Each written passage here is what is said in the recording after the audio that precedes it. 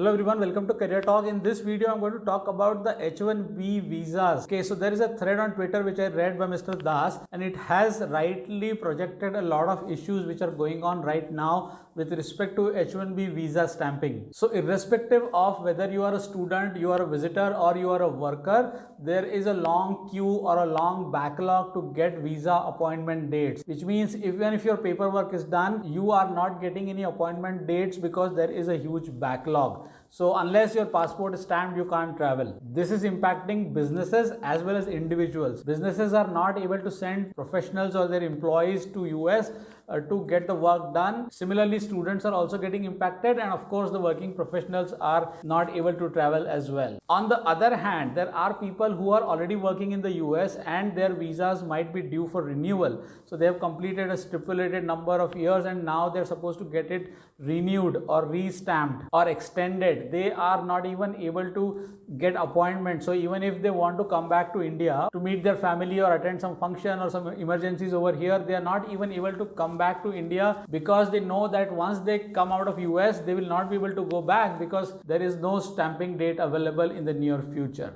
And I'm sharing some screenshots from the Twitter thread that I saw earlier today. These are real cases and these are really the scenarios happening on the ground, and people are getting severely impacted because of this. Now, these are the situations which we can't control as individuals. There are certain things in your life which you can do, which are in your control, and you can try and do things to make it happen. But something which is in the hands of governments or authorities which is beyond your control, in such scenarios, we can really take very limited action because that is outside our area of influence. So for any aspiring professionals who want to go on site or who want to go US, my suggestion would be right now, if you have your paperwork done, there is no other option but to wait. It is not your manager's fault or it is not your company's fault. It is not that they don't want to get your visa stamped. Most likely they are not getting appointments, and it is not specific for one company. I've seen this happen for multiple companies. So it is not that somebody is doing it intentionally with you. My only advice is wait. If you have got the paperwork done, just wait for the right time to come. Maybe if you are lucky, then you might get an appointment slot if somebody cancels the appointment, and in place of that you can get an appointment. But then again, within the company there are so many people waiting in the queue.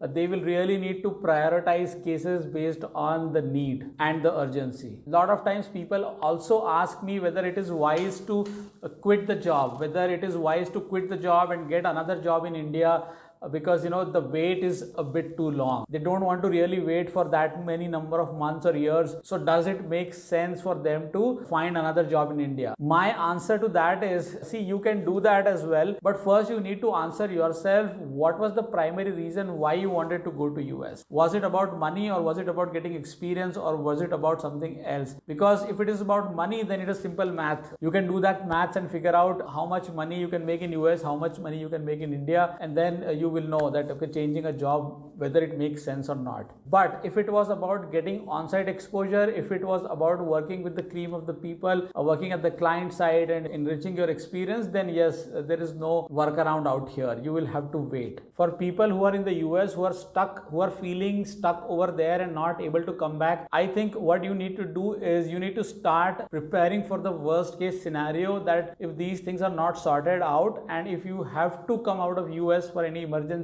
what will you do in India? What kind of job options do you have back in India? Because if you have not planned for it, it might take a little while to prepare, research and find out where you can apply and what kind of salaries you will get, etc. Because if you have spent a long time in the US, then I understand that it becomes very difficult for anybody to just land in India and find a job, because the way things work over here and the way things work in the US are a little different with respect to the role and responsibilities, the salaries and the expectations as well. So overall, my suggestion for everybody is have a plan B in place. It is very important to have a plan B, because if the plan A does not work and if all the parameters or constraints are out of your control, you can't fix them, then you need to have a fallback plan in place. All right, let's hope for the best. I thought I should share this information with you so that you are updated with the current happenings around this particular thing. I hope you found this video helpful. Do share it in your network. I'll see you in another video very soon. Till then, take care. Bye.